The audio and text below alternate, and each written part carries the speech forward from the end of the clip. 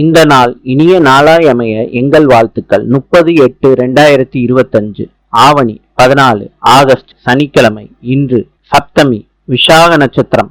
இன்றைய நல்ல நேரம் காலை 7:45 முதல் 8:45 வரை, மாலை 4:45 முதல் 5:45 வரை.